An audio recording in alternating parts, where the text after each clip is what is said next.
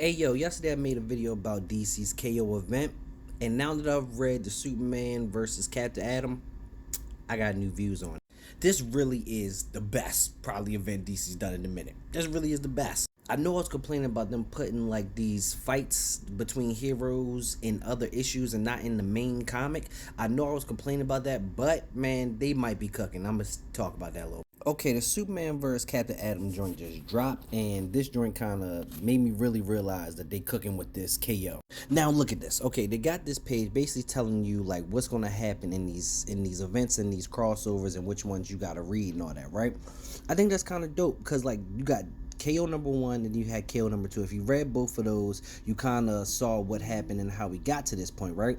But also in those issues, there was nothing about like the tournament like style that we thought we were getting, like the Mortal Kombat tournament style. There was none of that. But what they were doing was kind of setting up for like these, because like I said, just read the Superman versus Captain Atom, and it's actually really dope. So in this joint is Superman versus Captain Atom, right? And it's best 2 out of 3, all right? And then once you lose, you can come back as a form of yourself and you can fight. But that's actually pretty dope because they got different forms of Superman and Captain, which was really dope just to see the different forms that they've had over the years. And I kind of hope this happens with the other heroes. Maybe not all of them, but it would be dope to see. And I low-key was hoping that Superman would pick the new 52 Superman, but he didn't. But let's get back to how this series is going to be laid out for all of us. All right, so I'm not mad at this. I'm not mad at us giving like, you know, a setup in the first 2 joints and then now we're back to like the rounds and stuff.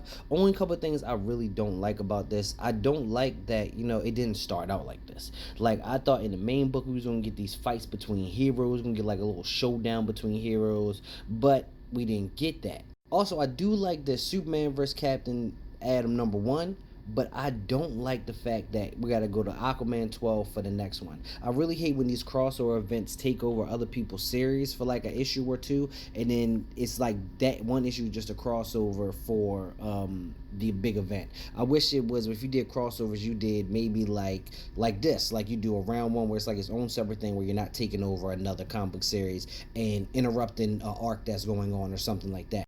And also, I really don't get why they still spoil some of these fights, because we kind of know who's going to win some of these fights already by some of the covers they released and stuff like that. We already know who's going to win some of these fights. It's like they're spoiling it for us before we even get a chance to read the pages. But I know it sucks. What some people are really mad about is like you having to get all these tie-ins and buy all these tie-ins and this extra money and all that. But if they're going to give it to us like this, I'm fine with it. Because this was actually a really good story that kind of took time to go talk about each character and go into each character a little bit and then actually have them fight and go at it. So I really like how they did this.